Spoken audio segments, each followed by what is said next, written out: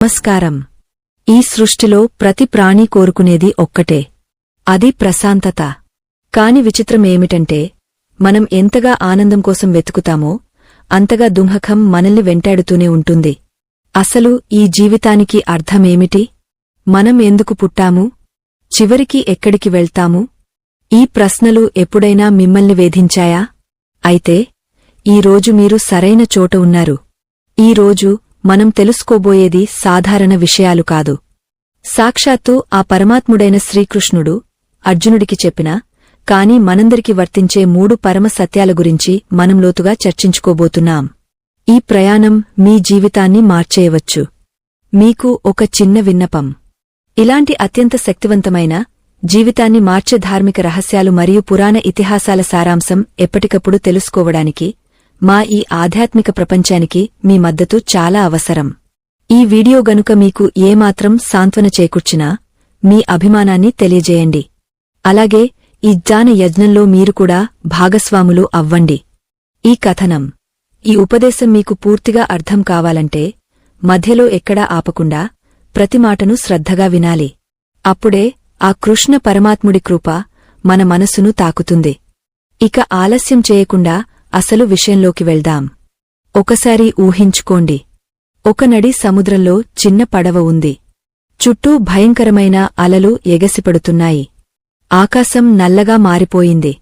ఆ పడవలో ఉన్న మనిషికి ఈత రాదు. చేతిలో తెడ్డు లేదు. అప్పుడు ఆ మనిషికి ఎంత భయం వేస్తుందో, ఎంత ఆందోళన కలుగుతుందో. సరిగా ఈనాడు మనందరి మనస్సు పరిస్థితి అలాగే ఉంది. బయట ప్రపంచానికి మనం నవ్వుతూ కనిపించవచ్చు. చేతినిండా సంపాదన ఉండవచ్చు.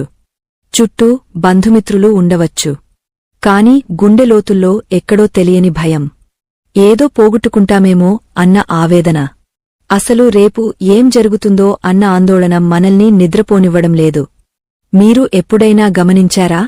మనం చిన్నప్పుడు అనుకునేవాళ్లం, పెద్దయ్యాక ఉద్యోగం వస్తే ఇక కష్టాలన్నీ తీరిపోతాయని. ఉద్యోగం వచ్చింది. కాని కష్టాలు తీరలేదు, రూపం మార్చుకున్నాయి అంతే. తర్వాత పెళ్లి అయితే ఆనందంగా ఉంటామనుకున్నాం. పెళ్లి జరిగింది, కాని బాధ్యతల బరువు పెరిగింది.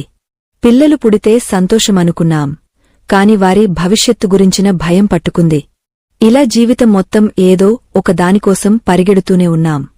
ఆనందం అనేది రేపు దొరుకుతుంది, ఎల్లుండి దొరుకుతుంది అని వాయిదా వేసుకుంటూ చివరికి మరణం అంచుల వరకు వచ్చేస్తున్నాం. కాని ఆ నిజమైన శాంతి మాత్రం దొరకడం లేదు. అసలు ఎందుకు ఇలా జరుగుతోంది? దీనికి కారణం మనం చెడ్డవాళ్లం కావడం వల్లనా? లేక మన రాత బాగోలేకపోవడం వల్లనా? కాదు. శ్రీకృష్ణుడు దీనికి చాలా అద్భుతమైన సమాధానం చెప్పాడు. మనం దుఃఖించడానికి ప్రధాన కారణం మనం వాస్తవాన్ని చూడలేకపోవడమే. మన కళ్ల ముందు ఒక పొర ఉంది. ఆ పొరను తొలగించడానికే కృష్ణుడు భగవద్గీత రూపంలో మనకు మార్గనిర్దేశం చేశాడు. ఈరోజు మనం చెప్పుకోబోయే కథ కేవలం అర్జునుడిది మాత్రమే కాదు. ఇది నా కథ, ఇది మీ కథ, ఇది ప్రతి జీవి కథ. కురుక్షేత్ర యుద్ధం జరగడానికి ముందు అర్జునుడి పరిస్థితి ఎలా ఉందో ఒక్కసారి గుర్తుచేసుకోండి. అంతటి మహావీరుడు, చేతిలో గాండీవం పట్టుకున్న యోధుడు ఒక్కసారిగా కుప్పకూలిపోయాడు. ఎందుకు? శత్రువులకు భయపడా? కాదు. తన వాళ్లను చంపాల్సి వస్తుందన్న మమకారం వల్ల. తన గురువులు, తన తాతలు, తన సోదరులు యుద్ధభూమిలో నిలబడి ఉంటే వారిని చూసి అర్జునుడి కాళ్లు వణికాయి. చేతిలో విల్లు జారిపోయింది. కళ్ల వెంబడి నీళ్లు వచ్చాయి.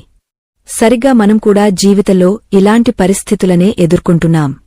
మనకు నచ్చిన వాళ్లు మనల్ని విడిచిపెట్టి వెళ్తుంటే తట్టుకోలేకపోతున్నాం. మనం ప్రేమించిన వస్తువులు దూరమైతే ఏడుస్తున్నాం. అప్పుడు అర్జునుడు శ్రీకృష్ణుడి పాదాలమీద పడి అడిగాడు, కృష్ణా, నా మనస్సు స్వాధీనంలో లేదు. నా శరీరం మండుతోంది. నాకు విజయం వద్దు, రాజ్యం వద్దు, సుఖాలు వద్దు. నేను ఈ దుఃఖం నుండి బయటపడే మార్గం చూపించు. నాకు ఏది శ్రేయస్కరమో అది చెప్పు. నేను నీ శిష్యుడిని. నన్ను కాపాడు అని వేడుకున్నాడు. ఈ శరణాగతి చాలా ముఖ్యం. ఎప్పుడైతే మనం నాకు అంతా తెలుసు అనే అహంకారాన్ని వదిలేసి నాకు ఏమీ తెలియదు, నాకు దారి చూపించు అని ఆ భగవంతుడిని అడుగుతామో అప్పుడే జ్ఞానానికి తలుపులు తెరుచుకుంటాయి. కృష్ణుడు అప్పుడు నవ్వాడు. ఆ నవ్వులో ఎంత అర్థముందో తెలుసా? పిచ్చివాడా, లేని దాన్ని చూసి ఏడుస్తున్నావు, ఉన్నదాన్ని చూడలేకపోతున్నావు అని ఆ నవ్వు అర్థం. అర్జునుడి దున్హకం, భయం, ఆవేదన అంతా చూసిన తర్వాత కృష్ణుడు అతనికి 3 పరమ వాస్తవాలను బోధించడం మొదలుపెట్టాడు. ఈ 3 వాస్తవాలు గనక మనకు అర్థమైతే ఈ ప్రపంచంలో ఏ శక్తి మనల్ని బాధపెట్టలేదు, ఏ పరిస్థితి మనల్ని భయపెట్టలేదు. మనం నీటిమీద తామరాకులా బురదలో ఉన్నా అంటుకోకుండా ప్రశాంతంగా జీవించగలుగుతాం. ఆ ఉపదేశం ప్రారంభించే ముందు కృష్ణుడు అర్జునుడితో ఒక మాట అన్నాడు. అర్జునా, నువ్వు పండితుడిలా మాట్లాడుతున్నావు కాని ఏడవకూడని వారికోసం ఏడుస్తున్నావు. తెలివైన వాళ్లు గడిచిన దాని గురించిగాని జరగబోయే దాని గురించిగాని చింతించరు. నువ్వు ఇప్పుడు అనుభవిస్తున్న ఈ బాధకు కారణం బయట ఉన్న కోరవులు కాదు, నీ లోపల ఉన్న అజ్ఞానం అని చెప్పాడు. ఇది వినడానికి కొంచెం కఠినంగా అనిపించవచ్చు. మన కష్టాలకు కారణం మనమే అంటే ఎవరైనా ఒప్పుకుంటారా? వాళ్లు నన్ను మోసం చేశారు కాబట్టి నేను ఏడుస్తున్నాను, నాకు జబ్బు చేసింది కాబట్టి నేను బాధపడుతున్నాను అని మనమనుకుంటాం. కాని కృష్ణుడు అంటాడు, కాదు, నీ దున్హకానికి కారణం సంఘటన కాదు, ఆ సంఘటనను నువ్వు స్వీకరించే విధానం అని. ఇప్పుడు మనం ఆ లోతైన చర్చలోకి వెళ్దాం. శ్రీకృష్ణుడు చెప్పిన ఆ 3 వాస్తవాలు ఏమిటి? అందులో మొదటి వాస్తవం మన కళ్లను ఎలా తెరిపిస్తుంది? ఇది తెలుసుకునే ముందు మన మనస్సు యొక్క స్వభావాన్ని మనం కొంచెం అర్థం చేసుకోవాలి. మన మనస్సు ఒక కోతిలాంటిది. అది ఎప్పుడూ ఒక కొమ్మ నుండి మరొక కొమ్మకు గెంతుతూనే ఉంటుంది. ఒక ఆలోచన నుండి మరొక ఆలోచనకు ప్రయాణిస్తూనే ఉంటుంది. దానికి కుదురు లేదు. గతం తాలూకు జ్ఞాపకాల్లోనైనా ఉంటుంది, లేదా భవిష్యత్తు తాలూకు ఊహల్లోనైనా ఉంటుంది. వర్తమానంలో ఉండటం దానికి చేతకాదు. మనం పొద్దున లేచిన దగ్గరి నుండి రాత్రి పడుకునే వరకు మన ఆలోచనలను గమనిస్తే అందులో 90% ఆలోచనలు జరగపోయిన విషయాల గురించి లేదా జరగబోయే విషయాల గురించే ఉంటాయి. నిన్నవాడు నన్ను ఎందుకు తిట్టాడు, మొన్న నాకు ఆ అవకాశం ఎందుకు రాలేదు అని గతం గురించి చింతిస్తాం. లేదా రేపు ఉద్యోగం పోతే ఎలా, నా పిల్లలకు సీటు రాకపోతే ఎలా, నా ఆరోగ్యం పాడైతే ఎలా అని భవిష్యత్తు గురించి భయపడతాం. ఈ గతం మరియు భవిష్యత్తు అనే 2 రాళ్ల మధ్య నలిగిపోతూ వర్తమానం అనే అద్భుతమైన క్షణాన్ని మనం కోల్పోతున్నాం. కృష్ణుడు సరిగ్గా ఇక్కడే మనల్ని పట్టుకుంటాడు. దున్హకానికి మూలం ఎక్కడ ఉంది? అది వస్తువుల్లో లేదు, మనుషుల్లో లేదు, మన మనస్సులోనే ఉంది. ఒక చిన్న ఉదాహరణ చూద్దాం. ఒకే విషయాన్ని 2 వ్యక్తులు 2 రకాలుగా తీసుకుంటారు. ఒకరికి వర్షం పడితే ఆనందం, మరొకరికి అదే వర్షం పడితే చిరాకు. వర్షం ఒకటే, కాని స్పందనలు వేరు. అంటే సుఖంగాని దున్హకంగాని ఆ వర్షంలో లేదు, మన మనస్సులో ఉంది. ఈ విషయాన్ని మనం ఎంత త్వరగా గ్రహిస్తే అంత త్వరగా మనం దున్హకం నుండి బయటపడతాం. కృష్ణుడు అర్జునుడికి చెప్పిన మొదటి పాఠం కూడా ఇదే. అర్జునా, నువ్వు దేహాన్ని చూస్తున్నావు, కాని దేహిని, ఆత్మను చూడటం లేదు. నువ్వు మార్పును చూసి భయపడుతున్నావు, కాని ఈ సృష్టిలో మార్పు అనేది అనివార్యం అని చెప్పాడు. మన జీవితంలో మనం ఎక్కువగా భయపడేది దేనికి? మార్పుకి. మన దగ్గర ఉన్న డబ్బు పోతుందేమో అని భయం, మన యవ్వనం పోయి ముసలితనం వస్తుందేమో అని భయం, మన బంధువులు దూరమవుతారేమో అని భయం. మనం ఒక స్థితిలో స్థిరంగా ఉండిపోవాలని కోరుకుంటాం. కాని సృష్టి ధర్మం అది కాదు. నది ఎప్పుడూ పారుతూనే ఉంటుంది, కాలం ఎప్పుడూ కదులుతూనే ఉంటుంది. మనం ఈ ప్రవాహాన్ని ఆపాలని ప్రయత్నించడమే మన దున్హకానికి మొదటి కారణం. చేతిలో ఇసుకను ఎంత గట్టిగా పిడికిలి బిగించి పట్టుకోవాలని చూస్తే అది అంత వేగంగా జారిపోతుంది. జీవితం కూడా అంతే. మనం దేనినైతే ఇది నాది, ఇది శాశ్వతంగా నా దగ్గరే ఉండాలి అని అనుకుంటామో సరిగా అక్కడే మన పతనం మొదలవుతుంది. కృష్ణుడు ఈ సత్యాన్ని చాలా అందంగా వివరిస్తాడు. ఆయన మాటల్లోనే చెప్పాలంటే ఈ ప్రపంచం ఒక రంగుల రాట్నం లాంటిది. పైకి వెళ్లినవాడు కిందకు రాక తప్పదు, కింద ఉన్నవాడు పైకి వెళ్ళక తప్పదు. కాని మనకు ఈ సత్యం తెలిసినా కూడా మన మనస్సు ఒప్పుకోదు. ఎందుకంటే మనం మాయలో ఉన్నాం. ఈ మాయ ఎంత బలమైనది అంటే కళ్ల ముందు లక్షల మంది చనిపోతున్నా మనమాత్రం శాశ్వతంగా ఉంటామని నమ్ముతాం. రోజూ వార్తల్లో ఎన్నో ప్రమాదాలు చూస్తాం, కాని మనకు ఏమీ కాదులే అనే ధీమాతో ఉంటాం. ఇది ఒక రకమైన నిద్ర. మనం మెలకువగా ఉన్నామని అనుకుంటున్నాం కాని ఆధ్యాత్మికంగా గాఘ్య నిద్రలో ఉన్నాం. కృష్ణుడు ఆ నిద్ర లేపడానికే గీతాగీతాన్ని ఆలపించాడు. మరొక ముఖ్యమైన విషయమేమిటంటే మనం మన ఆనందాన్ని షరతులతో ముడిపెడతాం. నాకు ఆ ఇల్లు కొంటేనే ఆనందం, నా కొడుకు క్లాస్ ఫస్ట్ వస్తేనే ఆనందం, నా భర్త నాకు వజ్రాల హారం కొనిస్తేనే ఆనందం. ఎప్పుడైతే మన ఆనందాన్ని బయటి వస్తువులమీద లేదా వ్యక్తులమీద ఆధారపడేలా చేస్తామో అప్పుడే మనం మన స్వేచ్ఛను కోల్పోతాం. మన ఆనందం యొక్క రిమోట్ కంట్రోల్ని తీసుకెళ్లి పక్కవాడి చేతిలో పెట్టినట్టే. వాడు బటన్ నొక్కితే మనం నవ్వుతాం, వాడు ఛానల్ మారిస్తే మనం ఏడుస్తాం. కృష్ణుడు అంటాడు, నిజమైన ఆనందం నీలోనే ఉంది, బయట వెతకడం ఆపేయి అని. కాని నాలోనే ఆనందముంది అన్న విషయం తెలియాలంటే ముందు నేను ఎవరు అన్న ప్రశ్న వేసుకోవాలి. మనం సాధారణంగా ఏమనుకుంటాం? నేను ఫలానా వారి అబ్బాయిని, నేను ఫలానా కంపెనీలో మేనేజర్ని, నేను నల్లగా ఉంటాను, నేను పొడవుగా ఉంటాను అని. ఇవన్నీ మన శరీరానికి, మన వృత్తికి సంబంధించిన పరిచయాలు మాత్రమే. ఇవేవి మన నిజమైన స్వరూపం కాదు. ఈ అపోహే మన భయాలకు తల్లివేరులాంటిది. నేను శరీరాన్ని అనుకోవడం వల్లే శరీరానికి వచ్చే చావు అంటే భయం, శరీరానికి వచ్చే రోగాలంటే భయం. ఒకవేళ కృష్ణుడు వచ్చి మీ ముందు నిల్చుని, నాయనా, నీకు భయం లేకుండా జీవించే వరం ఇస్తాను, కాని నువ్వు ఇప్పటివరకు నమ్ముకున్నవన్నీ అబద్ధాలని ఒప్పుకోవాలి అని అంటే మీరు సిద్ధంగా ఉంటారా? ఇది చాలా కష్టమైన పని. మనం పెంచుకున్న నమ్మకాలను, మనం కట్టుకున్న బంధాలను అబద్ధాలని ఒప్పుకోవడానికి మన అహం అడ్డు వస్తుంది. అర్జునుడికి కూడా అదే జరిగింది. నా తాత భీష్ముడు, నా గురువు ద్రోణుడు, వీరిని నేను ఎలా చంపగలను అని అడిగాడు. అప్పుడు కృష్ణుడు, నువ్వు చంపకపోయినా వాళ్లు చనిపోతారు, ఎందుకంటే కాలం ఎవరిని వదలదు అని సమాధానమిచ్చాడు. ఇక్కడ మనం అర్థం చేసుకోవాల్సింది ఏంటంటే మనం ఒక నాటకంలో పాత్రధారులం మాత్రమే. కథను రాసేది, నడిపించేది ఆ సూత్రధారి. మన పాత్రను మనం అద్భుతంగా పోషించి రంగస్థలం నుండి నిష్క్రమించాలి. కాని మనం ఆ పాత్రే నిజమనుకుని ఆ వేషాన్ని తీయడానికి ఇష్టపడక డ్రామా ముగసినా ఇంకా నటిస్తూనే ఉంటాం. అదే బాధకు కారణం. కృష్ణుడు చెప్పే ఈ 3 వాస్తవాలు మనకు ఈ నాటకం వెనుక ఉన్న సత్యాన్ని చూపిస్తాయి. ఇప్పుడు ఆలోచించండి. మీరు పడుకునే మంచం, మీరు నివసించే ఇల్లు, మీరు ప్రేమించే మనుషులు, ఇవేవీ మీతో శాశ్వతంగా ఉండవు అని మీకు తెలుసు. అయినా సరే వాటికోసం ఎందుకు ఇంత తపన? ఎందుకు ఇంత ఆరాటం? ఈ ప్రశ్నకు సమాధానం వెతకడమే ఆధ్యాత్మికత. కృష్ణుడు అంటాడు, విషయాలమీద ఆసక్తిని పెంచుకుంటే బంధం ఏర్పడుతుంది. బంధం నుండి కోరిక పుడుతుంది. కోరిక తీరకపోతే కోపం వస్తుంది. కోపం వల్ల విచక్షణ పోతుంది. విచక్షణ పోతే మనిషి నాశనమవుతాడు. ఇది ఒక గొలుసు చర్యలాంటిది. దీనిని ఛేదించడం ఎలా? అసలు సంసార సాగరంలో ఈదుతూనే తడి అంటకుండా ఉండటం సాధ్యమేనా? తామరాకుమీద నీటిబొట్టులా జీవించడం సాధ్యమేనా? ఖచ్చితంగా సాధ్యమే అని కృష్ణుడు నిరూపించాడు. తాను రాజభవనంలో ఉన్నా, యుద్ధభూమిలో ఉన్నా, గోపికల మధ్య ఉన్నా, ఋషుల మధ్య ఉన్నా కృష్ణుడి ముఖంలో ఆ చిరునవ్వు ఎప్పుడూ చెక్కుచెదరలేదు. ఆయన స్థితప్రజ్ఞుడు. సుఖానికి పొంగపోడు, దున్హఖానికి కుంగపోడు. ఆ స్థితిని మనకు కూడా అందించాలని ఆయన తపన. ఇక మనం అసలైన భట్టంలోకి అడుగుపెట్టబోతున్నాం. అర్జునుడు తన ప్రశ్నల వర్షాన్ని కురిపించాడు. కృష్ణా, మాటలు బాగానే ఉన్నాయి, కాని ఆచరణలో ఇది ఎలా సాధ్యం?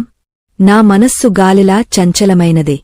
గాలిని మూటకట్టడం ఎంత కష్టమో మనస్సుని నిగ్రహించడం అంత కష్టం. నాకు దారి చూపించు అని అడిగాడు. అప్పుడు కృష్ణుడు గంభీరంగా ఒక పరమ సత్యాన్ని చెప్పడానికి సిద్ధమయ్యాడు. ఈ సత్యం గనక మనకు అర్థమైతే మన సగం బాధలు ఈ క్షణమే మాయమైపోతాయి. ఆకాశంలో మబ్బులు పట్టినప్పుడు సూర్యుడు కనిపించడు. అంతమాత్రాన సూర్యుడు లేడని కాదు, మబ్బులు అడ్డుగా ఉన్నాయని అర్థం. గాలివీస్తే మబ్బులు తొలగిపోతాయి, సూర్యుడు మళ్లీ కనిపిస్తాడు. అలాగే మన జ్ఞానమీద, మన ఆత్మమీద అజ్ఞానం అనే మబ్బులు కమ్ముకున్నాయి. కృష్ణుడు ఇప్పుడు చెప్పబోయే మొదటి వాస్తవం ఆ మబ్బులను విడగొట్టే ఒక ప్రచండమైన గాలి లాంటిది. మీరు సిద్ధంగా ఉన్నారా? మీ గుండె బరువును దించేసుకోవడానికి, మీ కళ్ల ముందు ఉన్న పొరను తొలగించుకోవడానికి సిద్ధంగా ఉన్నారా? కృష్ణుడు అర్జునుడి వైపు చూసి, తన కుడి చేతిని ఎత్తి, విశ్వం యొక్క రహస్యాన్ని ఒక్క వాక్యంలో చెప్పబోతున్నాడు. ఆ వాక్యం వినగానే అర్జునుడి రోమాలు నిక్కబొడుచుకున్నాయి. అంతటి గొప్ప రహస్యమేమిటి? ఏది తెలిస్తే ఇక తెలియాల్సినది ఏది మిగలదో, ఆ మొదటి వాస్తవమేమిటి? అది వినడానికి మీ మనస్సును పూర్తిగా ఖాళీ చేయండి. ఏ ఇతర ఆలోచనలు లేకుండా కేవలం ఆ పరమాత్ముడి శబ్దాన్ని వినడానికి సిద్ధంగా ఉండండి. శ్రీకృష్ణుడు గొంతు సవరించుకుని అర్జునుడి కళ్లలోకి సూటిగా చూస్తూ, ఈ సృష్టికి, మన జీవితానికి, మన దున్హఖానికి మూలమైన ఆ మొదటి అద్భుతమైన వాస్తవాన్ని ఇలా చెప్పడం ప్రారంభించాడు. ఆ అద్భుతమైన క్షణంలో సమస్త లోకాలను శాసించే శ్రీకృష్ణుడు అర్జునుడితో ఆ మొదటి పరమసత్యాన్ని ఇలా చెప్పాడు. అర్జునా, నీ దున్హఖానికి, నీ భయానికి, నీ కన్నీళ్లకు ప్రధాన కారణం ఒక్కటే. అదేంటంటే, నువ్వు కాని దానిని నువ్వు అని నమ్ముతున్నావు. నువ్వు మరణించే దానివి కాదు, కాని మరణముందని భయపడుతున్నావు. అసలు నిజం ఏమిటంటే, ఈ శరీరం నువ్వు కాదు. ఈ మాట వినగానే మనకు కూడా ఆశ్చర్యం కలగవచ్చు. ఏంటి, ఈ శరీరం నేను కాదా? అద్దంలో చూసుకుంటే కనిపించేది నేనే కదా? నాకు ఆకలి వేస్తుంది, నాకు దెబ్బ తగిలితే రక్తం వస్తుంది, మరి నేను శరీరాన్ని కాకపోతే ఇంకెవరిని? అని మన బుర్రలో ప్రశ్నలు మొదలవుతాయి. సరిగ్గా అర్జునుడికి కూడా ఇదే సందేహం వచ్చింది. అప్పుడు కృష్ణుడు ఒక చిన్న పిల్లవాడికి అర్థమయ్యేలా ఎంత గొప్ప ఉదాహరణ ఇచ్చాడో చూడండి. ఇది మన జీవితాన్నే మార్చేయగలదు. కృష్ణుడు అడిగాడు, అర్జునా, నువ్వు చిన్నప్పుడు వేసుకున్న బట్టలు ఇప్పుడు నీకు సరిపోతాయా అని. అర్జునుడు లేదన్నాడు.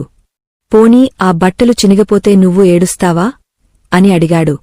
లేదు కృష్ణా, పాత బట్టలు పారేసి కొత్త బట్టలు వేసుకుంటాను, దానికి ఏడవటమెందుకు అన్నాడు అర్జునుడు. అప్పుడు కృష్ణుడు చిరునవ్వుతో, సరిగ్గా ఇదే విషయం నీ ప్రాణానికి కూడా వర్తిస్తుంది.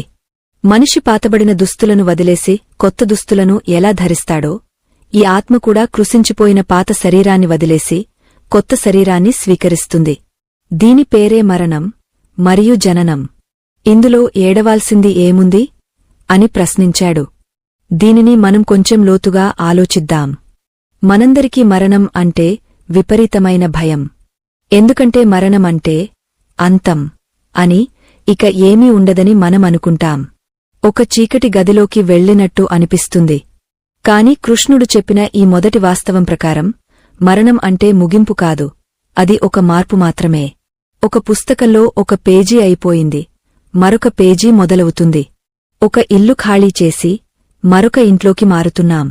పాత ఇంట్లో ఉన్నప్పుడు ఆ ఇంటితో మమకారం పెంచుకుంటాం, గోడలకు రంగులు వేస్తాం, అందంగా అలంకరించుకుంటాం. కాని యజమాని వచ్చి ఖాళీ చేయమన్నప్పుడు బాధపడతాం. కాని వెళ్ళక తప్పదు కదా. మనం ఈ శరీరాన్ని ఎంతగా ప్రేమిస్తున్నామంటే ఇది శాశ్వతం అనుకుంటున్నాం.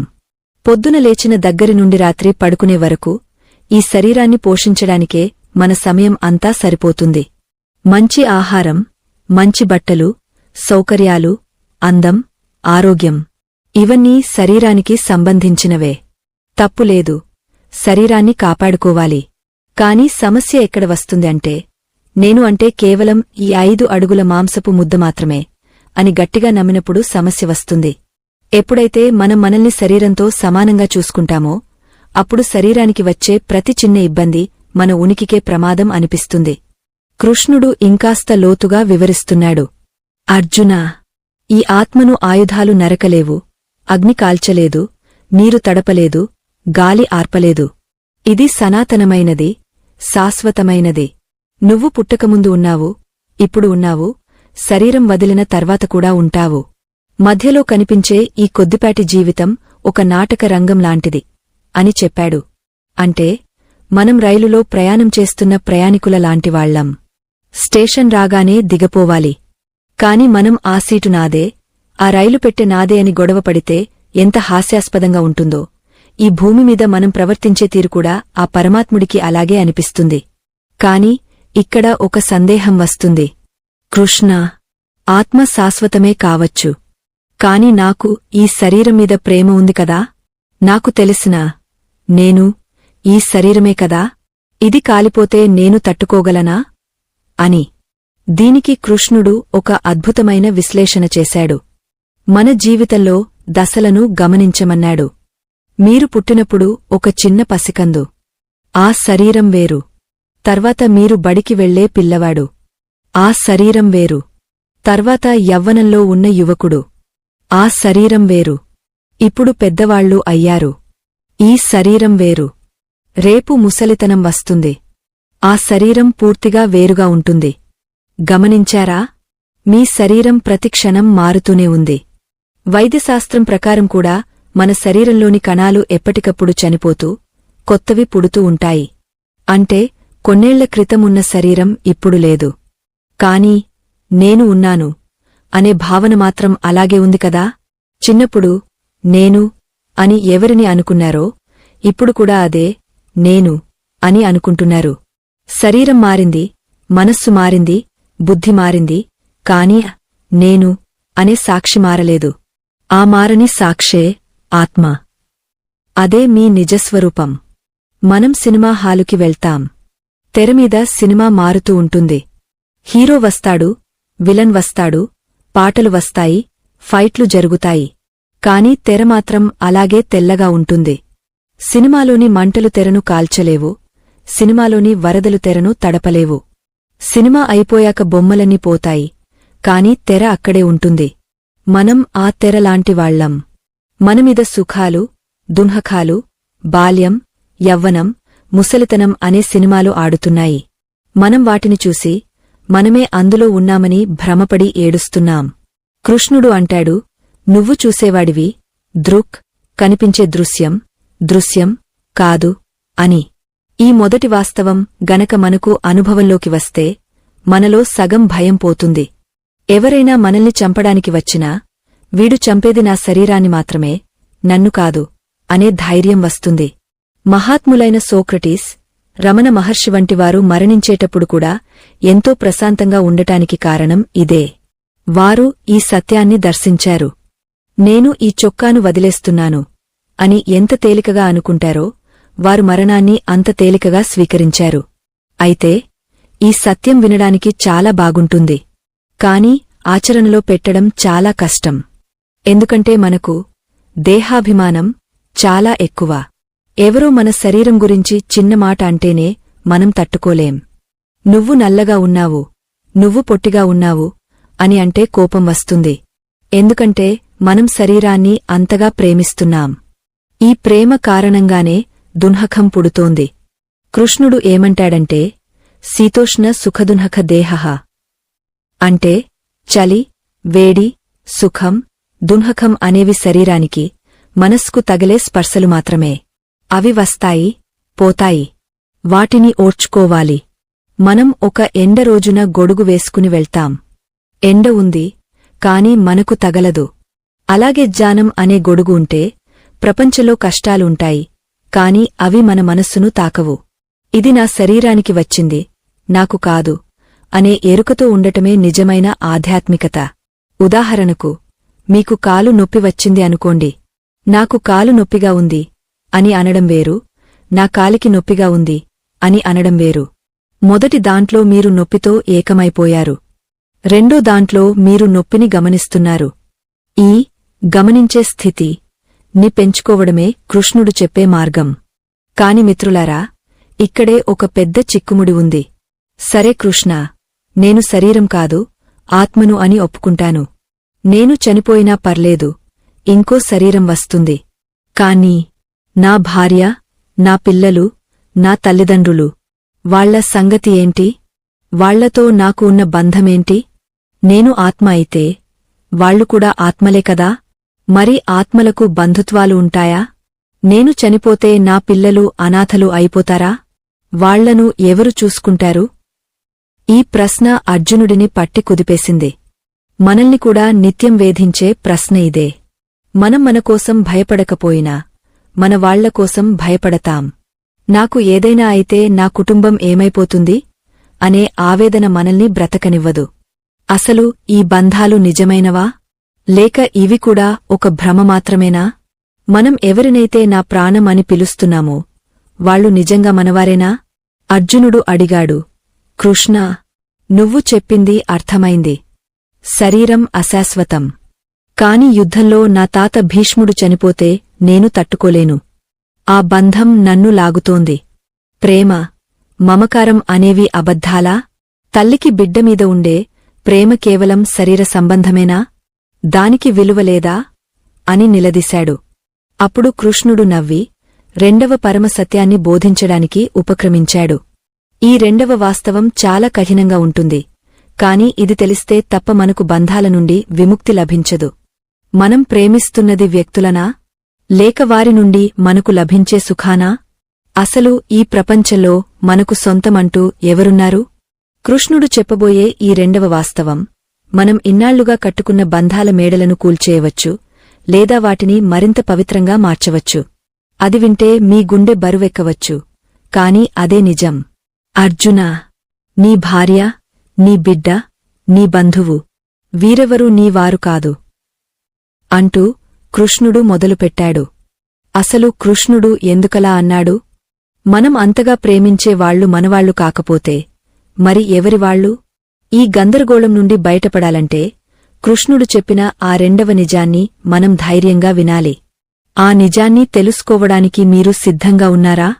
అయితే శ్రీకృష్ణుడు పలికిన ఆ ఒక్క మాట, అర్జునా, ఎవరు నీ వాళ్లు కాదు అనేది అర్జునుడి గుండెల్లోనే కాదు, మన గుండెల్లో కూడా ఒక పిడుగులా పడింది. ఒక్క క్షణం ఊపిరి బిగబట్టి ఆలోచించండి. మనం ఎవరికోసమైతే రాత్రింబవళ్లు కష్టపడుతున్నామో, ఎవరికోసమైతే మన ప్రాణాలను కూడా ఇవ్వడానికి సిద్ధంగా ఉన్నామో, వాళ్లు మన వాళ్లు కాదని సాక్షాత్తు దేవుడే చెబుతుంటే ఆ మాటను జీర్ణించుకోవడం ఎంత కష్టం? మనసు తిరస్కరిస్తుంది. లేదు కృష్ణా, నువ్వు చెప్పేది తప్పు. నా తల్లి నన్ను కనలేదా? నా తండ్రి నన్ను పెంచలేదా? నా భార్య నాతో ఏడడుగులు నడవలేదా? వీళ్లందరూ నా వాళ్లు కాకపోతే ఇక ఈ జీవితానికి అర్థమేముంది అని మన అహం ప్రశ్నిస్తుంది. కృష్ణుడు అర్జునుడి ముఖంలో ఆవేదనను చూశాడు. అప్పుడు ఆయన చాలా నెమ్మదిగా ఒక పరమసత్యాన్ని విడమరచి చెప్పడం మొదలుపెట్టాడు. అర్జునా, ఒక నది ఉద్ధృతంగా ప్రవహిస్తోంది అనుకో. ఆ ప్రవాహంలో ఎక్కడెక్కడి నుండో రెండు చెక్క మొద్దులు కొట్టుకుంటూ వస్తాయి. అవి రెండూ ఒకచోట కలుస్తాయి. కొంత దూరం వరకు అవి రెండూ పక్కపక్కనే ప్రయాణిస్తాయి. ఆ సమయంలో అవి, మనం ఇక ఎప్పటికీ విడిపోము, ఈ ప్రయాణం శాశ్వతం అని అనుకుంటాయి. కాని అంతలోనే ఒక పెద్ద అల వస్తుంది, లేదా ఒక సుడిగుండం వస్తుంది. దాంతో ఆ రెండు మొద్దులు విడిపోతాయి. ఒకటి తూర్పుకి, మరొకటి పడమరకి కొట్టుకుపోతాయి.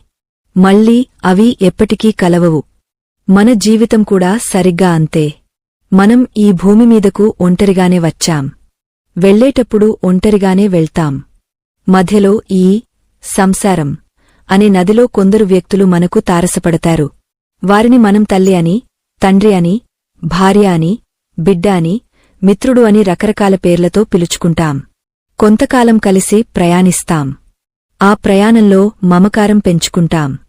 కాని కాలం అనే అల వచ్చినప్పుడు ఎవరి దారి వారిదే. ఇది సృష్టి ధర్మం. దీనిని చూసి నువ్వు దున్హకిస్తే ఆ నది ప్రవాహం ఆగపోతుందా?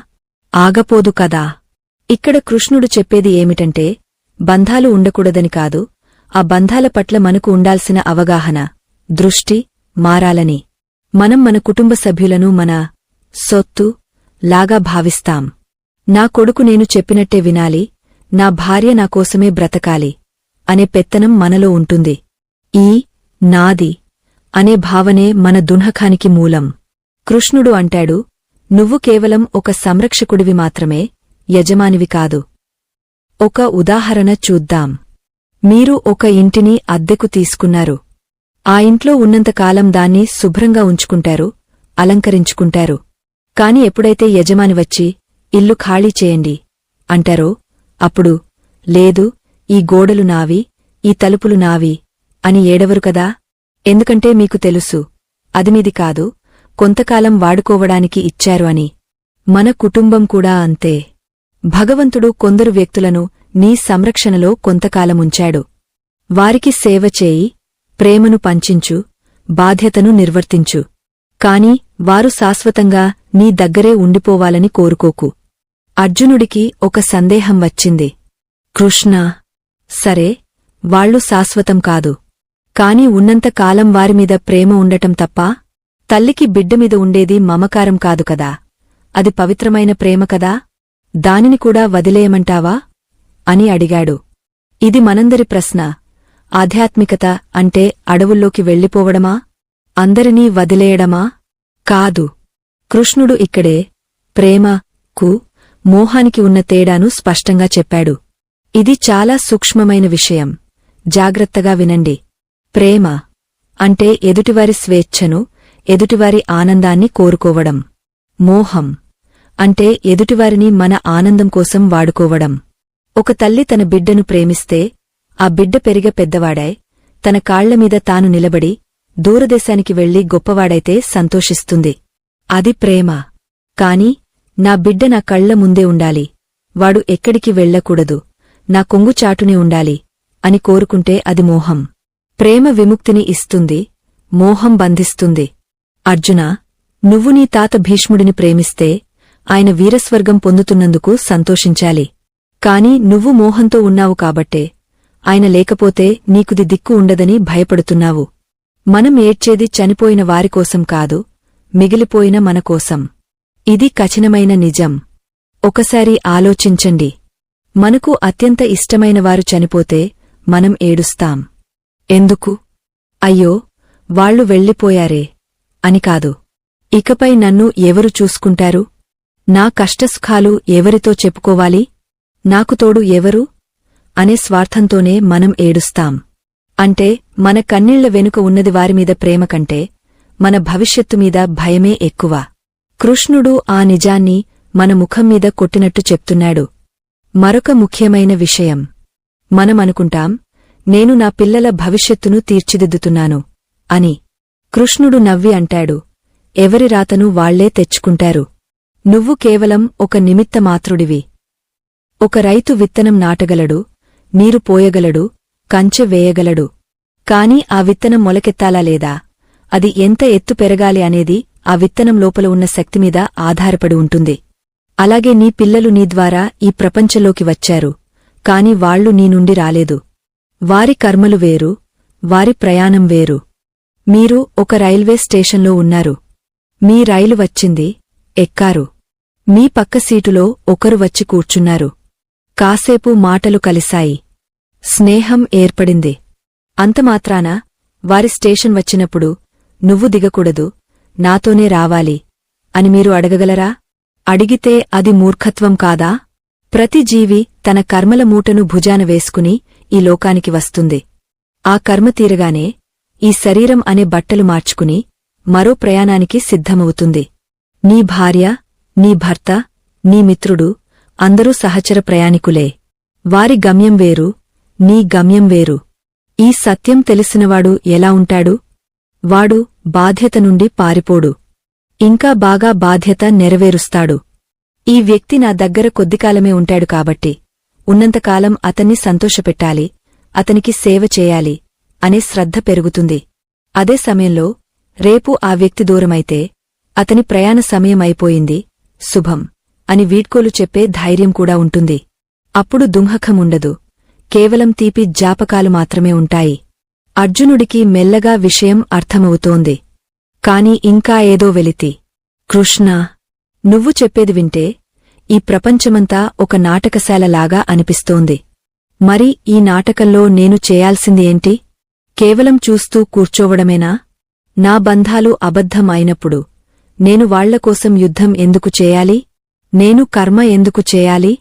సన్యాసం తీసుకుని అడవులకు వెళ్ళిపోవచ్చు కదా అని అడిగాడు. ఇది చాలా ప్రమాదకరమైన ఆలోచన. చాలామంది వేదాంతం వినగానే సోమరిపోతులుగా మారిపోతారు. అంతా మాయకదా, ఇక పని చేయడమెందుకు అనుకుంటారు. కృష్ణుడు వెంటనే అర్జునుడిని హెచ్చరించాడు. అర్జునా, పొరపాటు పడకు. బంధాలు శాశ్వతం కాదని చెప్పాను కాని బాధ్యతలు లేవని చెప్పలేదు. నువ్వు ఒక పాత్రను పోషిస్తున్నావు. ఆ పాత్రకు ఒక ధర్మముంది. ఒక తండ్రిగా, ఒక కొడుకుగా, ఒక యోధుడిగా నీ ధర్మం నువ్వు నిర్వర్తించాలి. కాని ఫలితమీద ఆశ పెట్టుకోకుండా చెయ్యి. నువ్వు నటించు, కాని నటనలో కూరుకుపోకు. తామరాకుమీద నీటిబొట్టులా ఉండు అన్నాను కాని తామరాకును విడిచిపెట్టి పారిపొమ్మని చెప్పలేదు. ఇక్కడ మనం గమనించాల్సిన ముఖ్యమైన విషయం రుణానుబంధం. ఈ లోకంలో ఏ ఇద్దరు వ్యక్తులు కలిసినా దానికి కారణం గతజన్మల రుణం. ఆ రుణం తీర్చుకోవడానికే మనం ఒకే కుటుంబంలో పుడతాం. కొందరు మనకు సుఖాన్ని ఇచ్చి రుణం తీర్చుకుంటారు, కొందరు మనకు కష్టాన్ని ఇచ్చి రుణం తీర్చుకుంటారు. భార్య భర్తను వేధించినా, కొడుకు తండ్రిని చూడకపోయినా, మిత్రుడు మోసం చేసినా ఇదంతా ఆ రుణానుబంధం వల్లే జరుగుతుంది. ఇది అర్థమైతే మనకు ఎదుటివారిమీద ద్వేషం కలగదు. ఓహో, ఇది నా కర్మ బాకీ తీరిపోతోంది అని ప్రశాంతంగా ఉంటాం. ఇప్పుడు అసలైన ప్రశ్న వస్తుంది. సరే కృష్ణ, నేను శరీరం కాదు, ఆత్మను. నా బంధువులు నా వాళ్లు కాదు, సహచర ప్రయాణికులు. ఇదంతా బాగానే ఉంది. కానీ నా జీవితంలో జరిగే సంఘటనలను ఎవరు నిర్ణయిస్తున్నారు? నేను ఎందుకు కష్టపడాలి? కొందరు పుట్టుకతోనే ధనవంతులు ఎందుకు అవుతున్నారు? కొందరు ఏ పాపం చేయకపోయినా ఎందుకు రోగాల పాలవుతున్నారు? అసలు ఈ సృష్టిని నడిపించే ఆ రహస్య సూత్రమేమిటి? నాకు స్వేచ్ఛ ఉందా లేక అంతా విధిరాతా? అర్జునుడి మదిలో మెదులుతున్న ఈ ప్రశ్న మనందరినీ నిద్రపోనివ్వని ప్రశ్న. నేను ఎందుకు అని మనం ఎప్పుడూ ఏడుస్తుంటాం. దీనికి సమాధానంగా కృష్ణుడు తన మూడవ మరియు అత్యంత శక్తివంతమైన వాస్తవాన్ని చెప్పబోతున్నాడు. ఇది కేవలం ఒక మాట కాదు, ఇది విశ్వం నడిచే సిద్ధాంతం. ఇది గనక అర్థమైతే మీకు జీవితంలో ఎప్పుడూ అన్యాయం జరిగింది అనే భావన రాదు. మీకు ఫిర్యాదులు ఉండవు. మీరు దేనికీ భయపడరు. కృష్ణుడు అర్జునుడి వైపు తీక్షణంగా చూస్తూ, అర్జునా, నీ చేతుల్లో ఏముందో, ఏది లేదో, అసలు నువ్వు చేసే పనికి ఫలితం ఎక్కడి నుండి వస్తుందో ఇప్పుడు చెబుతాను విను. ఇది కర్మ సిద్ధాంతం. ఇది చాలా లోతైనది, చాలా నిగూఢమైనది. కాని ఇది తెలిస్తే నువ్వు విముక్తుడివి అవుతావు అన్నాడు. ఆ మూడవ వాస్తవం. మనం చేసే ప్రతి పని, ప్రతి ఆలోచన ఎలా తిరిగా మన దగ్గరకు వస్తుందో చెప్పే ఆ శాస్త్రీయ నియమమేమిటి? భయం అనేది భవిష్యత్తు గురించి కాదు, మన కర్మల ఫలితం గురించి అని కృష్ణుడు ఎలా నిరూపించాడు? ఈ అద్భుతమైన రహస్యాన్ని తెలుసుకోవడానికి సిద్ధంగా ఉండండి. ఇది మీ జీవితాన్ని చూసే కోణాన్ని పూర్తిగా మార్చేస్తుంది. శ్రీకృష్ణుడు తన గంభీరమైన స్వరంతో ఆ మూడవ నిజాన్ని ఇలా ప్రకటించాడు. శ్రీకృష్ణుడు చెప్పిన ఆ మూడవ వాస్తవం ఈ సృష్టి అంతటిని నడిపించే ఒక అదృశ్య నియమం గురించి. అదే కర్మ. ఈ మాట వినగానే చాలామందికి భయం వేస్తుంది. లేదా అంతా నా కర్మ అని నిరాశలోకి వెళ్ళిపోతారు. కాని కృష్ణుడు చెప్పిన కర్మ సిద్ధాంతం నిరాశను ఇచ్చేది కాదు, మనకు అద్భుతమైన శక్తిని ఇచ్చేది. అర్జునుడి వణుకుతున్న చేతులను చూసి కృష్ణుడు చాలా స్పష్టంగా, గంభీరంగా ఇలా అన్నాడు. అర్జునా, నీ చేతిలో పని చేయడం మాత్రమే ఉంది. దాని ఫలితమీద నీకు ఎటువంటి హక్కులేదు. ఫలితం గురించి ఆలోచించకుండా నువ్వు పని చెయ్యి. ఈ ఒక్క వాక్యం భగవద్గీతకే గుండెకాయ లాంటిది. కాని దీన్ని అర్థం చేసుకోవడంలోనే మనం చాలా పొరపాట్లు చేస్తున్నాం. ఫలితం ఆశించకుండా పని ఎలా చేస్తాం కృష్ణా? జీతం ఆశించకుండా ఉద్యోగం చేస్తామా? పంట ఆశించకుండా రైతు పొలం దున్నుతాడా? ఇది ఆచరణకు సాధ్యమేనా అని మనకు సందేహం వస్తుంది. ఇక్కడే కృష్ణుడు మన మనస్తత్వాన్ని విశ్లేషిస్తున్నాడు. మనం చేసే ప్రతి పనిలోనూ మనకు భయం ఎందుకు కలుగుతుంది? పని కష్టమని కాదు, ఫలితం ఏమవుతుందో అనే ఆందోళన వల్లే భయం పుడుతుంది. ఒక చిన్న ఉదాహరణ తీసుకుందాం. ఒక విద్యార్థి పరీక్షకు బాగా చదివాడు. అతనికి సబ్జెక్టు మొత్తం వచ్చు. కాని పరీక్ష హాల్లోకి వెళ్లగానే చేతులు వణుకుతాయి, గుండె వేగంగా కొట్టుకుంటుంది, చదివింది మర్చిపోతాడు. ఎందుకు? నాకు ఫస్ట్ ర్యాంక్ వస్తుందా రాదా? మా నాన్న ఏమంటారో? పక్కవాళ్లకి నాకంటే ఎక్కువ మార్కులు వస్తాయేమో అనే ఫలితమీద ధ్యాస అతన్ని వర్తమానంలో సరిగా పని చేయనివ్వడం లేదు. అంటే ఫలితమీద అత్యాశే మన సామర్థ్యాన్ని తగ్గించేస్తుంది. కృష్ణుడు అర్జునుడితో అదే అంటున్నాడు. నువ్వు యుద్ధం గెలవగలనా లేదా అని ఆలోచిస్తున్నావు. ఆలోచనే నీ శక్తిని సగం తినేస్తోంది. గెలుపు ఓటములు నీ చేతిలో లేవు. అవి అనేక అంశాలమీద ఆధారపడి ఉంటాయి. నీ చేతిలో ఉన్నది ఒక్కటే, బాణం ఎక్కుపెట్టడం, గురిచూసి కొట్టడం. ఆ పనిని నువ్వు 100% శ్రద్ధతో చెయ్యి. అప్పుడు విజయం దానంతటా అదే నీ కాళ్ల దగ్గరకు వస్తుంది. దీనిని ఇంకాస్త లోతుగా అర్థం చేసుకుందాం. మనం ఒక విత్తనం నాటాం. గుంత తీయడం, విత్తనం వేయడం, మట్టి కప్పడం, నీళ్లు పోయడం ఇవన్నీ మన చేతిలో పనులు. కాని ఆ విత్తనం మొలకెత్తాలా వద్దా? ఎప్పుడు మొలకెత్తాలి? అది ఎంత పెద్ద చెట్టు అవ్వాలి? దానికి ఎన్ని కాయలు కాయాలి? ఇవన్నీ మన చేతిలో లేవు. అది భూమి సారమీద, సూర్యరశ్మిమీద, వర్షంమీద, కాలమీద ఆధారపడి ఉంటుంది. మనం కేవలం ప్రయత్నం మాత్రమే చేయగలం. కాని మనం ఏం చేస్తాం? విత్తనం నాటిన మరుసటి రోజే వెళ్ళి మట్టి తవ్వి చూస్తాం, ఇంకా రాలేదేంటి అని. ఈ ఆతృత వల్లే మనం అసలు పనిని పాడుచేసుకుంటున్నాం. జీవితంలో మనకు వచ్చే దున్హకానికి మరొక ప్రధాన కారణం పోలిక. పక్కవాడికి కారు ఉంది, నాకు లేదు. వాడికి పదవి వచ్చింది, నాకు రాలేదు. నేను వాడికంటే ఎక్కువ కష్టపడ్డాను కదా, మరి నాకెందుకు ఫలితం రాలేదు అని మనం దేవుడిని నిందిస్తాం. ఇక్కడ కృష్ణుడు చెప్పే కర్మరహస్యం చాలా ఆశ్చర్యకరంగా ఉంటుంది. కర్మ అనేది కేవలం ఈ జన్మకు సంబంధించింది కాదు. అది ఒక పెద్ద మహాసముద్రం లాంటిది. మనం ఈరోజు అనుభవిస్తున్న సుఖంగాని, కష్టంగాని ఈ రోజు చేసిన పని ఫలితం కాకపోవచ్చు. అది ఎప్పుడో గతంలో లేదా గత జన్మలో మనం నాటిన విత్తనానికి ఇప్పుడు వచ్చిన పంట అయి ఉండవచ్చు. అలాగే ఈరోజు మనం చేస్తున్న మంచి పనికి ఫలితం వెంటనే రాకపోవచ్చు. కాని అది ఎక్కడికి పోదు. అది బ్యాంకులో వేసిన ఫిక్స్డ్ డిపాజిట్ లాంటిది. సమయం వచ్చినప్పుడు వడ్డీతో సహా తిరిగి వస్తుంది. ఈ నమ్మకం గనక మనకు ఉంటే, నాకు అన్యాయం జరిగింది అని మనం ఎప్పుడూ ఏడవము. అర్జునుడు అడిగాడు, కృష్ణా, అంటే నా జీవితంలో జరిగే ప్రతిదీ ముందుగానే నిర్ణయించబడిందా? నాకు స్వేచ్ఛ లేదా? నేను కేవలం ఒక కీలుబొమ్మనా అని. ఇది చాలా ముఖ్యమైన ప్రశ్న. దీనికి కృష్ణుడు అద్భుతమైన సమాధానమిచ్చాడు. అర్జునా, నీకు స్వేచ్ఛ ఉంది. ఎక్కడ ఉంది? ప్రతిస్పందించడంలో ఉంది. నీ జీవితంలో వచ్చే పరిస్థితులు నీ గత కర్మల వల్ల వస్తాయి. వాటిని నువ్వు మార్చలేవు. కాని ఆ పరిస్థితిని నువ్వు ఎలా ఎదుర్కొంటావు అనేది పూర్తిగా నీ చేతిలో ఉంది. ఉదాహరణకు, వర్షం పడటమనేది మన చేతిలో లేదు. అది ప్రారబ్ధ కర్మ. కాని గొడుగు వేసుకుని వెళ్లాలా, లేక తడిసి ముద్దై జ్వరం తెచ్చుకోవాలా అనేది మన చేతిలో ఉంది. అది పురుష ప్రయత్నం. కష్టాలు అందరికీ వస్తాయి. కాని ఒకడు ఆ కష్టాన్ని చూసి తాగుబోతుగా మారుతాడు, మరొకడు అదే కష్టాన్ని చూసి తట్టుకుని గొప్పవాడిగా మారుతాడు. సంఘటన ఒకటే, కాని స్పందన వేరు. కృష్ణుడు అంటాడు, నీకు వచ్చే కష్టాలను నీ ప్రగతికి మెట్లుగా మార్చుకో, అడ్డుగోడలుగా కాదు. మనం సాధారణంగా చేసే తప్పు ఏంటంటే, నేను చేశాను అనే అహంకారం. ఏదైనా మంచి జరిగితే నా గొప్పతనం అంటాం, చెడు జరిగితే నా రాత బాగోలేదు అని దేవుడిమీద నెట్టేస్తాం. కృష్ణుడు నవ్వి అంటాడు, అర్జునా, నువ్వు దేనికి కర్తవు కాదు. ప్రకృతి గుణాలే పనులను చేయిస్తున్నాయి. నువ్వు కేవలం నిమిత్తమాత్రుడివి. ఒక కరెంట్ తీగ ఉంది. అందులో నుండి విద్యుత్ ప్రవహిస్తేనే బల్బు వెలుగుతుంది, ఫ్యాన్ తిరుగుతుంది. బల్బు నేనే వెలుగుతున్నాను అని గర్వపడితే ఎంత అమాయకత్వమో, మనం నేనే సాధించాను అనుకోవడం కూడా అంతే. ఆ శక్తి ఆ పరమాత్ముడిది, మనం కేవలం పరికరాలం. ఈ మూడవ వాస్తవంలో అత్యంత కీలకమైన అంశం సమర్పణ భావం. మనం చేసే ప్రతి పనిని భగవంతుడికి పూజగా చేస్తే ఏమవుతుంది? అప్పుడు ఫలితం గురించి భయముండదు.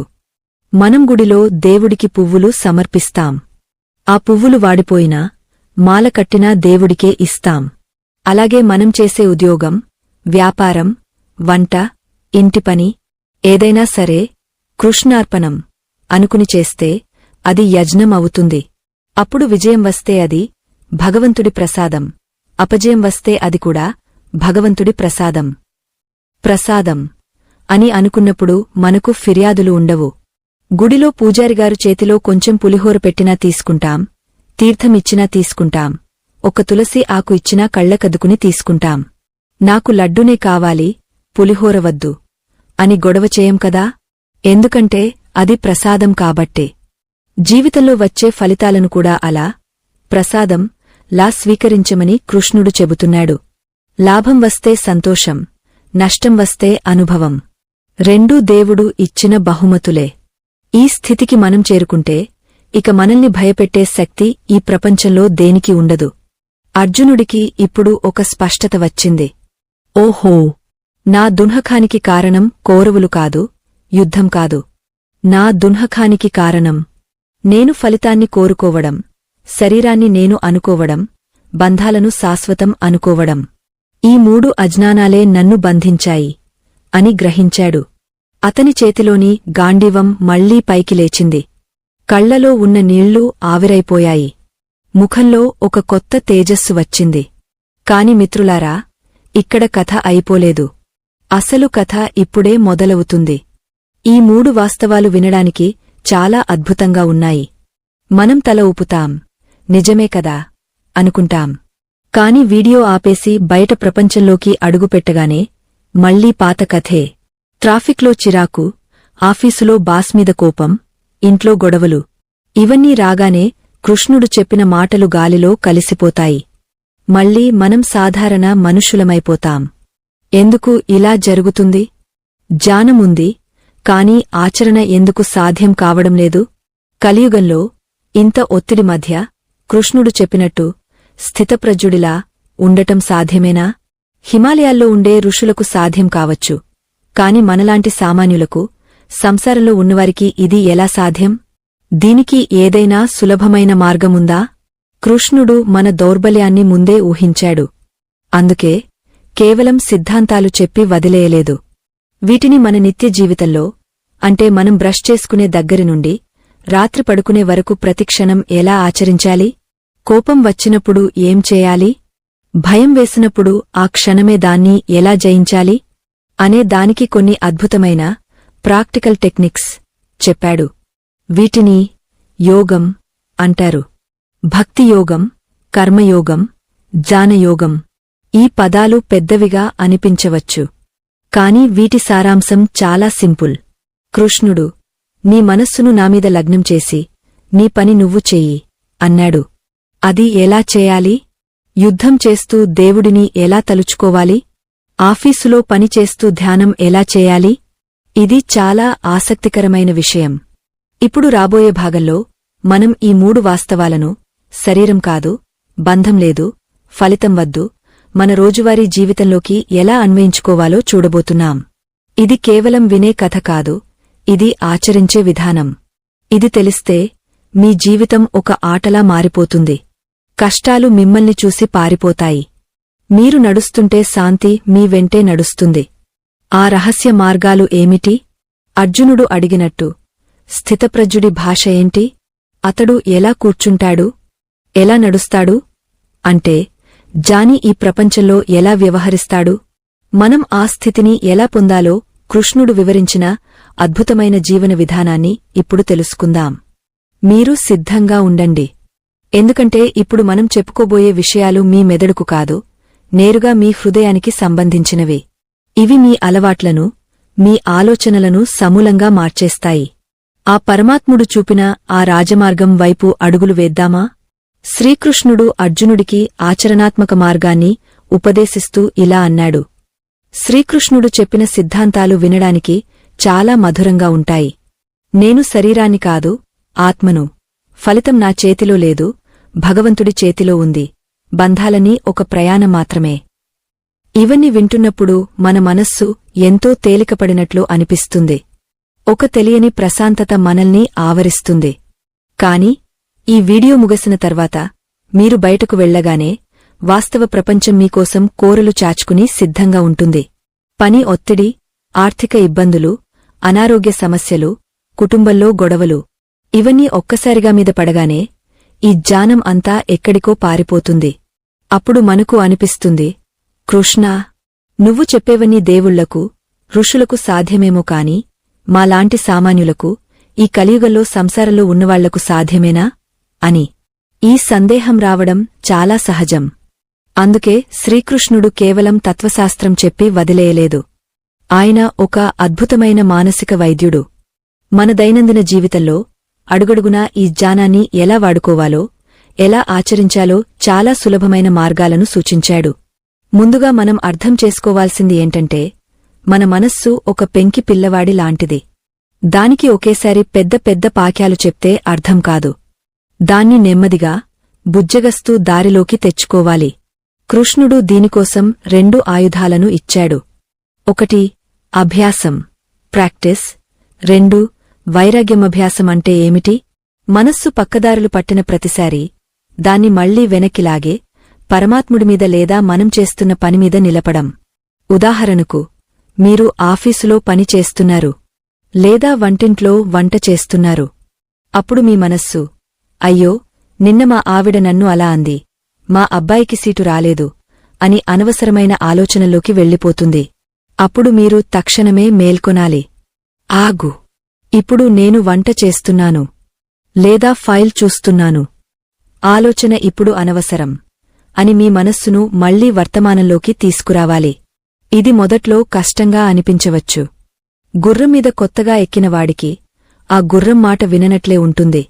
కాని కళ్ళెం గట్టిగా పట్టుకుని రోజువారీ సాధన చేస్తే ఆ గుర్రం మీ దారికి వస్తుంది. మనస్సు కూడా అంతే. ఇక నిత్య జీవితంలో మనకు అతిపెద్ద శత్రువు కోపం. ఎవరో ఏదో అన్నారని, మనకు నచ్చని పని జరిగిందని కోపం వస్తుంది. ఆ కోపంలో మాట జారతాం, బంధాలు పాడుచేసుకుంటాం, ఆ తర్వాత బాధపడతాం. దీనికి కృష్ణుడు చెప్పిన పరిష్కారమేమిటి? ఆయన సాక్షిభావం అనే అద్భుతమైన టెక్నిక్ నేర్పించాడు. దీనినే మనం నేటికాలంలో మైండ్ఫుల్నెస్ అంటున్నాం. అంటే మీకు కోపం వచ్చినప్పుడు ఆ కోపంలో పడిపోకుండా ఆ కోపాన్ని గమనించడం. దీన్ని ఎలా ఆచరించాలి? ఎవరైనా మిమ్మల్ని అవమానించారు అనుకోండి. అప్పుడు మీ లోపల రక్తం ఉడుకుతుంది, గుండె వేగంగా కొట్టుకుంటుంది. అప్పుడు మీరు ఒక్క క్షణం ఆగే మీ లోపల ఏం జరుగుతుందో మీరే చూడాలి. ఓహో, నా శరీరంలో వేడి పుడుతోంది, నా మనస్సుకు అవమానం భారంగా అనిపిస్తోంది. ఇది నా శరీరం, నా మనస్సు పడుతున్న ఆవేదన. కాని నేను ఆత్మను కదా, ఈ అవమానం నన్ను తాకలేదు కదా అని ఒక్కసారి గుర్తుచేసుకోండి. మీరు ఆ పరిస్థితి నుండి కొంచెం పక్కకు జరిగి ఒక 3వ వ్యక్తిలా మిమ్మల్ని మీరు చూసుకోగలిగితే ఆ కోపం నీటి బుడగలా పేలిపోతుంది. మరొక ముఖ్యమైన సాధన సమర్పణ భావం. మనం చేసే పనులన్నింటినీ భగవంతుడికి పూజలా మార్చేయడం. చాలామంది అనుకుంటారు, పూజ అంటే ఉదయం స్నానం చేసి దీపం పెట్టి 10 నిమిషాలు దండం పెట్టుకోవడం మాత్రమే అని. ఆ తర్వాత రోజంతా చేసే పనులకు దేవుడికి సంబంధం లేదని భావిస్తారు. కాని కృష్ణుడు చెప్పేది వేరు. నువ్వు ఏం చేసినా, ఏం తిన్నా, ఏం మాట్లాడినా అదంతా నాకే అర్పించు అంటాడు. ఇది ఎలా సాధ్యం? మీరు ఒక గృహిణి అనుకోండి. ఇంటిని శుభ్రం చేస్తున్నప్పుడు ఇది నా ఇల్లు అని కాకుండా ఇది ఆ దేవుడు నివసించే మందిరం, అందుకే శుభ్రం చేస్తున్నాను అనుకోండి. వంట చేస్తున్నప్పుడు ఇది నా వాళ్ల కోసం అని కాకుండా భగవంతుడికి నైవేద్యం వండుతున్నాను అనుకోండి. మీరు ఉద్యోగం చేస్తున్నప్పుడు ఈ పని ద్వారా నేను సమాజానికి, తద్వారా ఆ పరమాత్ముడికి సేవ చేస్తున్నాను అనే భావనతో పనిచేయండి. ఎప్పుడైతే ఈ భావన వస్తుందో అప్పుడు ఆ పనిలో అలసట ఉండదు, విసుగు ఉండదు. పైగా ఆ పని ఎంతో నైపుణ్యంతో జరుగుతుంది. ఎందుకంటే దేవుడి కోసం చేసే పనిలో మనం తప్పులు చేయం కదా. దీనినే కృష్ణుడు యోగః కర్మసు కౌశలం అన్నాడు. అంటే యోగం అంటే పనిని నేర్పుగా చేయడం, ఏకాగ్రతతో చేయడం. మీరు రోడ్డుమీద బండి నడుపుతున్నారు. ట్రాఫిక్ జామ్ అయ్యింది. అందరూ హారన్లు కొడుతున్నారు, తిట్టుకుంటున్నారు. మీకు చిరాకు వస్తుంది. అప్పుడు కృష్ణుడు చెప్పిన కర్మ సిద్ధాంతాన్ని గుర్తుకు తెచ్చుకోండి. ఈ ట్రాఫిక్ నా చేతిలో లేదు. ఇప్పుడు నేను చిరాకు పడితే ట్రాఫిక్ కదలదు, నా బీపీ పెరుగుతుంది తప్ప. కాబట్టి నేను శాంతంగా ఉంటాను. ఈ సమయాన్ని భగవంతుడి నామస్మరణకు వాడుకుంటాను అని అనుకోవడం స్థితప్రజ్ఞత. ప్రతికూల పరిస్థితులు వచ్చినప్పుడు మనం తాబేలును ఆదర్శంగా తీసుకోవాలి. తాబేలు నేలమీద నడుస్తున్నప్పుడు ఏదైనా ప్రమాదం వస్తుందని అనిపించగానే తన కాళ్లను, తలను డిప్పలోకి లాగేసుకుంటుంది. అప్పుడు దానిమీద ఎవరు కొట్టినా దానికి తగలదు. అలాగే మన జీవితంలోకి ఇంద్రియాలను ఆకర్షించే విషయాలుగాని, మనశ్శాంతిని పాడుచేసే విషయాలుగాని వచ్చినప్పుడు మనం మన మనస్సును లోపలికి లాగేసుకోవాలి. బయట ప్రపంచంతో సంబంధం తెంచుకుని మన అంతరాత్మలో ఉన్న ప్రశాంతతను ఆశ్రయించాలి. కాని చాలామంది అంటారు, మాకు అంత నిగ్రహం లేదు, మాయ చాలా బలమైనది, మమ్మల్ని లాగేస్తోంది అని. అవును, మాయ చాలా శక్తివంతమైనది. దాన్ని జయించడం మన వల్ల కాదు. అందుకే కృష్ణుడు ఒక పరమ రహస్యం చెప్పాడు. ఈ మాయ నాది, దాన్ని సృష్టించింది నేనే. కాబట్టి దాన్ని దాటాలంటే నన్ను శరణు వేడుకో. ఎవరైతే నన్ను పూర్తిగా నమ్ముతారో వారిని నేను ఈ మాయాసాగరం నుండి దాటిస్తాను అని హామీ ఇచ్చాడు. ఇక్కడ మనం భక్తి గురించి చెప్పుకోవాలి. భక్తి అంటే ఏవో కోరికలు కోరుకోవడం కాదు. కృష్ణా, నాకు కష్టాలు వచ్చాయి, తీర్చు అని అడగడం వ్యాపారం. నిజమైన భక్తి అంటే, కృష్ణా, నాకు ఏ కష్టం వచ్చినా పర్లేదు, దాన్ని తట్టుకునే శక్తిని ఇవ్వు. నువ్వు నా పక్కన ఉంటే చాలు, నేను దేన్నైనా ఎదుర్కొంటాను అని అడగడం. చిన్న పిల్లవాడు తండ్రి చేయి పట్టుకుని జాతరలో నడుస్తుంటాడు. చుట్టూ ఎంత రద్దీ ఉన్నా వాడికి భయముండదు. ఎందుకంటే నాన్న చేయి పట్టుకున్నాడు అనే ధైర్యం. మనం కూడా ఆ భగవంతుడి చేయి పట్టుకుంటే జీవితం అనే జాతరలో తప్పిపోతామనే భయముండదు. అయితే మనలో చాలామందికి ఒక చెడ్డ అలవాటు ఉంది. మనల్ని మనం తక్కువ చేసుకోవడం, నిందించుకోవడం. నేను పాపాత్ముడిని, నాకు మోక్షం రాదు, నా బతుకింతే అని కృంగపోతుంటారు. కృష్ణుడు భగవద్గీతలో చాలా స్పష్టంగా చెప్పాడు, ఉద్ధరేదాత్మనాత్మానం. నిన్ను నువ్వే ఉద్ధరించుకోవాలి. నీకు నువ్వే మిత్రుడివి, నీకు నువ్వే శత్రువువి. మనస్సును జయిస్తే అది మిత్రుడు, మనస్సు ఆధీనంలో లేకపోతే అది శత్రువు. అందుకే ఉదయం లేవగానే అద్దంలో చూసుకుని మిమ్మల్ని మీరు ఆత్మన్యూనతా భావంతో చూసుకోకండి. నేను ఆ పరమాత్ముడి అంశను. నాలో అనంతమైన శక్తి ఉంది. ఈ రోజు నాకు ఎదురయ్యే ప్రతి సవాలును నేను చిరునవ్వుతో స్వీకరిస్తాను అని చెప్పుకోండి. సానుకూల దృక్పథం అనేది ఆధ్యాత్మికతలో మొదటి మెట్టు. నిరాశ, నిస్పృహ ఉన్నవాడికి దేవుడు కూడా సహాయం చేయలేడు. ఉత్సాహం ఉన్నవాడికే లక్ష్మీదేవి వరిస్తుంది. మనం గమనించాల్సిన మరో ముఖ్యమైన విషయం సమదృష్టి. సుఖం వచ్చినప్పుడు పొంగపోవడం, కష్టం వచ్చినప్పుడు కుంగపోవడం సామాన్య లక్షణం. కాని జ్ఞాని ఎలా ఉంటాడంటే సముద్రంలాగా ఉంటాడు. సముద్రంలోకి ఎన్నో నదులు వచ్చి కలుస్తుంటాయి. వర్షాకాలంలో వరదలు వస్తాయి, ఎండాకాలంలో నదులు ఎండిపోతాయి. కాని సముద్రం మట్టం పెరగదు, తగ్గదు. అది ఎప్పుడూ గంభీరంగానే ఉంటుంది. మన జీవితంలో కూడా డబ్బు రావచ్చు, పోవచ్చు. ఆరోగ్యముండొచ్చు, పోవచ్చు. మనుషులు రావచ్చు, వెళ్ళవచ్చు. కాని మన లోపల ఉన్న ఆనందం మాత్రం అలాగే స్థిరంగా ఉండాలి. ఇది చెప్పడం సులభం, చేయడం కష్టమని మీకు అనిపించవచ్చు. కాని ఒక్కసారి ప్రయత్నించి చూడండి. చిన్న చిన్న విషయాలకే ఆందోళన పడటం మానేయండి. రేపు ఏం జరుగుతుంది అనే భారాన్ని ఆ జగన్నాటక సూత్రధారి మీద వేసేయండి. మీరు బరువు మోయకండి. రైలులో వెళ్తూ లగేజీని తలమీద పెట్టుకుంటే ఎంత మూర్ఖత్వమో, దేవుడి సామ్రాజ్యంలో ఉంటూ మన బరువు మనం మోయడం కూడా అంతే. అంతా నీ దయ అని వదిలేయడంలో ఉన్న ఆనందం మరెందులోనూ లేదు. కృష్ణుడు అర్జునుడికి ఇన్ని మార్గాలు చెప్పినా చివరికి అర్జునుడి ముఖంలో ఇంకా ఏదో సందేహం మిగిలే ఉంది. కృష్ణా, నువ్వు చెప్పిన కర్మయోగం, జ్ఞానయోగం, భక్తియోగం ఇవన్నీ వింటుంటే చాలా క్లిష్టంగా ఉన్నాయి. ఇందులో ఏది గొప్పది? ఏది ఆచరించాలి? నా బుద్ధి మందగించింది. నాకు ఏ గందరగోళం లేకుండా ఒక్క ముక్కలో నేను ఏం చేయాలో చెప్పు. నేను ఈ సంసార బంధాల నుండి, పాపాల నుండి ఎలా విముక్తి పొందాలి అని ఆఖరి ప్రశ్న వేశాడు. అప్పుడు శ్రీకృష్ణుడు గీత అంతటికీ సారాంశమైన, అత్యంత రహస్యమైన, పరమ పవిత్రమైన ఆ చివరి మాటను చెప్పడానికి సిద్ధమయ్యాడు. ఇప్పటివరకు చెప్పిన 700 శ్లోకాలు ఒక ఎత్తు, ఇప్పుడు చెప్పబోయే ఆ ఒక్క శ్లోకం ఒక ఎత్తు. ఇది కేవలం అర్జునుడికి ఇచ్చిన వరం కాదు, మానవజాతి మొత్తానికి ఇచ్చిన అభయం. మన భయాలన్నింటినీ పటాపంచలు చేసే చరమశ్లోకం ఏమిటి? కృష్ణుడు తన విశ్వరూపాన్ని ఉపసంహరించుకుని అత్యంత ప్రేమతో ఒక తల్లి బిడ్డను ఓదార్చినట్లుగా అర్జునుడి భుజంమీద చేయివేసి ఆ అంతిమ రహస్యాన్ని ఇలా చెప్పాడు. ఇది వింటే మీ కళ్లలో నీళ్లు తిరుగుతాయి. మీ గుండెలో ఉన్న బరువు మొత్తం ఒక్కసారిగా దిగిపోతుంది. ఆ మాట ఏమిటి? ఆ మాటతో మన జీవితం ఎలా పరిపూర్ణమవుతుంది? ఇప్పుడు మనం ఈ అద్భుతమైన ప్రయాణం యొక్క చివరి ఘట్టానికి చేరుకున్నాం. శ్రీకృష్ణుడు మనకు ఇచ్చిన ఆ చివరి వాగ్దానం ఏమిటో, అది మనల్ని ఎలా రక్షిస్తుందో తెలుసుకోవడానికి శ్రీకృష్ణుడు అర్జునుడి కళ్లలోకి చూస్తూ ప్రపంచంలోని సమస్త భయాలను పారద్రోలే అద్భుతమైన మాటను చెప్పాడు. అర్జునా, నీకు ఎన్ని ధర్మాలు చెప్పినా, ఎన్ని మార్గాలు చెప్పినా నీ మనస్సు కుదుటపడటం లేదని నాకు తెలుసు. పాపం చుట్టుకుంటుందేమో అని, నరకం వస్తుందేమో అని, బంధాలు తెగపోతాయేమో అని నువ్వు భయపడుతున్నావు. అందుకే ఇప్పుడు నేను చెప్పేది విను. ఇదే నా పరమ రహస్యం. ఇదే నా తుది నిర్ణయం. సర్వధర్మాన్ పరిత్యజ్య మామేకం శరణం వ్రజ. అహం త్వా సర్వపాపేభ్యో మోక్షయిష్యామి మా శుచః.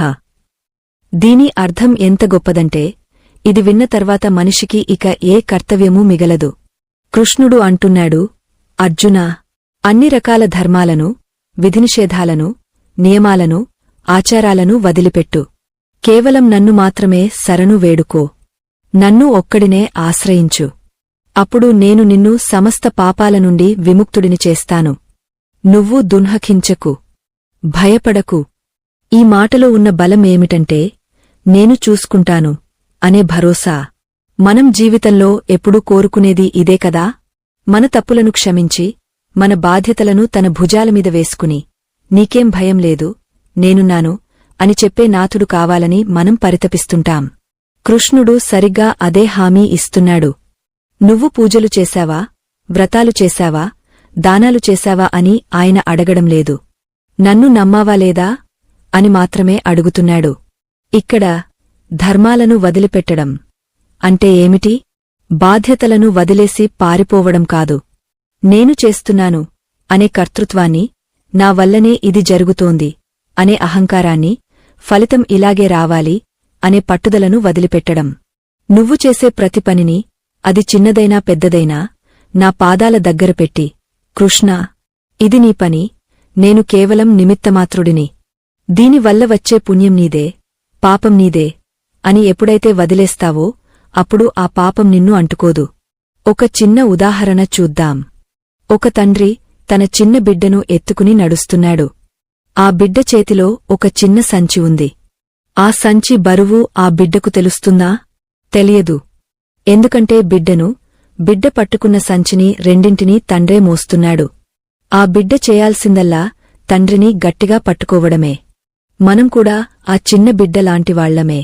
ఈ సంసార బరువు, మన కుటుంబ బరువు, మన పాపాల బరువు, ఇవన్నీ మనం మోస్తున్నామని భ్రమపడుతున్నాం. అందుకే నడుము వంగపోతోంది, కళ్లలో నీళ్లు వస్తున్నాయి. కృష్ణుడు అంటాడు, ఆ బరువు దించు, నామీద వెయ్యి, నేను మోస్తాను. నువ్వు ఆనందంగా, స్వేచ్ఛగా ఆడుకో. దీనినే శరణాగతి అంటారు. శరణాగతి అంటే ఓడిపోవడం కాదు, విశ్వం మొత్తాన్ని నడిపించే ఆ మహాశక్తితో చేతులు కలపడం. ఎప్పుడైతే నువ్వు, నా వల్ల కాదు, అంతా నీ ఇష్టం అని చేతులెత్తేస్తావో అప్పుడే దేవుడు రంగంలోకి దిగుతాడు. ద్రౌపదిని చూడండి. ఆమె తన బలం ఉన్నంతవరకు, తన భర్తల బలం ఉన్నంతవరకు ప్రయత్నించింది. కాని ఎప్పుడైతే రెండు చేతులు పైకెత్తి, గోవిందా, నువ్వే దిక్కు అని అరిచిందో అక్షయపాత్రలా చీరలు వచ్చిపడ్డాయి. కృష్ణుడు చెప్పిన చివరి మాట, మా శుచః అంటే ఏడవకు లేదా దున్హకించకు. గీత మొదలైంది అర్జునుడి ఏడుపుతో. గీత ముగసింది కృష్ణుడి ఏడవకు అనే ఓదార్పుతో. దీని అర్థమేంటంటే, జానం వచ్చిన తర్వాత దున్హకానికి చోటులేదు. వెలుతురు వచ్చిన తర్వాత చీకటి ఉండగలదా? ఉండలేదు. అలాగే ఆ పరమాత్ముడు నా పక్కన ఉన్నాడు, నా రథసారథిగా నా జీవితాన్ని నడిపిస్తున్నాడు అనే స్పృహ వచ్చిన తర్వాత ఇక భయమెక్కడిది? ఆందోళన ఎక్కడిది? ఇప్పుడు మనం మొదట్లో చెప్పుకున్న ఆ 3 వాస్తవాలను ఈ శరణాగతితో ముడిపెట్టి చూద్దాం. మొదటి వాస్తవం, నేను శరీరం కాదు. ఒకవేళ మరణం వచ్చినా శరణాగతుడైన భక్తుడు భయపడడు. ఎందుకంటే నేను ఈ పాత బట్టలు విడిచిపెట్టి నా స్వామి దగ్గరకు వెళ్తున్నాను, ఆయన ఒడిలో చేరబోతున్నాను అనే ఆనందముంటుంది. మరణం ఒక వేడుకలా మారుతుంది. రెండవ వాస్తవం, బంధాలు శాశ్వతం కాదు. శరణాగతి పొందినవాడు బంధాలను చూసి బాధపడడు. నా భార్య, నా పిల్లలు, నా మిత్రులు అందరూ ఆ కృష్ణుడి స్వరూపమే. ఆయన లీలకోసం వీరందరూ నా చుట్టూ చేరారు. వారిని ప్రేమించడం అంటే ఆ కృష్ణుడిని ప్రేమించడమే అని భావిస్తాడు. ఎవరైనా దూరమైతే కృష్ణుడు వారిని పిలిచాడు, వెళ్ళిపోయారు. ఆయన ఇష్టం అని సమాధానపడతాడు. మూడవ వాస్తవం, ఫలితం నా చేతిలో లేదు. శరణాగతిలో ఉన్నవాడికి గెలుపు, ఓటములు సమానమే. విజయం వస్తే ఇది స్వామి విజయము అంటాడు. అపజయం వస్తే ఇది స్వామి పరీక్ష అంటాడు. దేనికీ పొంగాపోడు, కుంగాపోడు. ప్రశాంతంగా, నిశ్చలంగా ఉంటాడు. ఇలాంటి స్థితిలో మనిషి జీవిస్తే ఈ భూమిమీద స్వర్గముంటే అది ఇదే. కృష్ణుడు ఈ ఉపదేశం ముగించగానే అర్జునుడి స్థితి ఒక్కసారిగా మారిపోయింది. ఆకాశంలో నల్లటి మబ్బులు విడిపోయి సూర్యుడు ప్రకాశించినట్లు అర్జునుడి ముఖంలో తేజస్సు వచ్చింది. గాండీవాన్ని గట్టిగా పట్టుకున్నాడు. కృష్ణుడికి నమస్కరించి ఇలా అన్నాడు, నష్టో మోహః స్మృతిర్లబ్ధా. కృష్ణా, నా మోహం తొలగిపోయింది. నాకు జ్ఞానం లభించింది. నా సందేహాలన్నీ పటాపంచలయ్యాయి. ఇప్పుడు నేను సిద్ధం. నువ్వు చెప్పినట్లే చేస్తాను. నీ ఆజ్ఞే నాకు శిరోధార్యం. అర్జునుడు యుద్ధం చేసింది రాజ్యం కోసం కాదు, సుఖభోగాల కోసం కాదు. కేవలం కృష్ణుడి ఆజ్ఞను పాటించడం కోసం. నా స్వామి చెప్పాడు, నేను చేస్తున్నాను. ఇందులో పాపముందా, పుణ్యముందా నాకు అనవసరం. ఆయన చూసుకుంటాడు అనే తెగింపుతో యుద్ధం చేశాడు. అందుకే విజయం సాధించాడు. మనం కూడా మన జీవితం అనే కురుక్షేత్ర యుద్ధంలో విజయం సాధించాలంటే మన పగ్గాలను ఆ కృష్ణుడి చేతికి ఇవ్వాలి. మిత్రులారా, ఇప్పటివరకు మనం 6 భాగాలుగా శ్రీకృష్ణుడు చెప్పిన జీవన సత్యాలను తెలుసుకున్నాం. ఇది కేవలం ఒక పురాణ కథ కాదు. ఇది మన మనస్సుకు సంబంధించిన చికిత్స, మన దున్హకానికి, మన భయానికి మందు. ఈ కథలో అర్జునుడు ఎవరో కాదు, మీరే. ఆ కృష్ణుడు ఎక్కడో లేడు, మీ హృదయంలోనే ఉన్నాడు. మీ అంతరాత్మ రూపంలో ఎప్పుడూ మీకు మార్గనిర్దేశం చేస్తూనే ఉన్నాడు. కాని మన అహంకారం, మన కోరికల గోల వల్ల ఆయన గొంతు మనకు వినిపించడం లేదు. ఈ రోజు నుండి ఒక్క చిన్న మార్పు చేసుకోండి. ఉదయం లేవగానే, కృష్ణా, ఈరోజు నువ్వు నాకు ఇచ్చావు. ఈరోజు నేను చేసే ప్రతి పని నీ పూజ. నన్ను నీ ఇష్టం వచ్చినట్టు వాడుకో. నా కష్టసుఖాలు నీకు అప్పగస్తున్నాను అని ఒక్క మాట మనస్ఫూర్తిగా అనుకోండి. రాత్రి పడుకునేటప్పుడు, జరిగిందేదో జరిగింది. అదంతా నీ పాదాల దగ్గర వదిలేస్తున్నాను. నాకు ప్రశాంతమైన నిద్రను ఇవ్వు అని ప్రార్థించండి. ఇలా చేస్తే మీ జీవితం ఎంత తేలికగా, ఎంత ఆనందంగా మారుతుందో మీకే ఆశ్చర్యం వేస్తుంది. గుర్తుంచుకోండి, ఈ సృష్టిలో ఏది మనది కాదు. ఒక్క ఆ పరమాత్ముడు తప్ప. ఆస్తులు పోవచ్చు, బంధాలు పోవచ్చు, శరీరం కృశించిపోవచ్చు. కాని నేనున్నాను అనే ఆ దైవ బలం మాత్రం ఎప్పటికీ మనతోనే ఉంటుంది. చీకటి గదిలో ఉన్నప్పుడు కూడా దేవుడు మనల్ని చూస్తున్నాడు. కష్టాల సముద్రంలో ఉన్నప్పుడు కూడా ఆయన మనల్ని మోస్తున్నాడు. ఈ నమ్మకమే మన ఊపిరి. ఈ విశ్వాసమే మన విజయం. శ్రీకృష్ణుడు చెప్పిన ఈ 3 వాస్తవాలు, శరీరం అశాశ్వతం, బంధాలు అనిత్యం, శరణాగతే శరణ్యం. ఈ 3 ఎవరైతే వంటబట్టించుకుంటారో వారికి దున్హకం లేదు, భయం లేదు. వారు జీవన్ముక్తులు. వారు ఎక్కడున్నా ఆనందంగా ఉంటారు. వారి నవ్వులో ఒక దైవత్వముంటుంది. వారి మాటలో ఒక శాంతి ఉంటుంది. మీరు కూడా ఆ స్థితికి చేరుకోవాలని, మీ జీవితం ఆనందమయం కావాలని మనస్ఫూర్తిగా కోరుకుందాం. ఈ సుదీర్ఘమైన ప్రయాణంలో నాతో పాటు ఇంత దూరం ప్రయాణించినందుకు మీకు ధన్యవాదాలు. ఈ జ్ఞాన యజ్ఞం ఇక్కడితో ముగిసింది. కాని మీ ఆధ్యాత్మిక ప్రయాణం ఇప్పుడే మొదలైంది. ఈ విషయాలను కేవలం వినడమే కాకుండా ఒక్కటైనా మీ జీవితంలో ఆచరించండి. అప్పుడే ఈ ప్రయత్నానికి సార్థకత లభిస్తుంది. ఆ జగద్గురువు శ్రీకృష్ణుడి ఆశీస్సులు మీకు, మీ కుటుంబానికి ఎల్లప్పుడూ ఉండాలని ప్రార్థిస్తున్నాను. మీకు గనక ఈ వీడియో నచ్చినట్లయితే, మీ మనసును తాకినట్లయితే, దయచేసి ఒక్క క్షణం వెచ్చించి ఈ వీడియోను లైక్ చేయండి. ఈ అద్భుతమైన సందేశాన్ని మీ బంధుమిత్రులతో పంచుకోండి. దున్హకంలో ఉన్న ఒక్కరికైనా ఈ మాటలు ఊరటనిస్తే అంతకంటే మనకు కావాల్సింది ఏముంది? మా ఈ ఛానల్ను సబ్స్క్రైబ్ చేసుకోవడం మర్చిపోకండి. ఇలాంటి మరెన్నో లోతైన ఆధ్యాత్మిక విశేషాలు, పురాణ రహస్యాలు ముందు ముందు రాబోతున్నాయి. మీరు మాకు ఇచ్చే మద్దతు మాకు ఎంతో బలాన్ని ఇస్తుంది. చివరగా మనస్ఫూర్తిగా భక్తితో కామెంట్ బాక్స్లో రాధే కృష్ణ అని వ్రాయండి. ఆ నామస్మరణతోనే మన పాపాలన్నీ పటాపంచలైపోతాయి. సర్వం శ్రీకృష్ణార్పణమస్తు. స్వస్తి.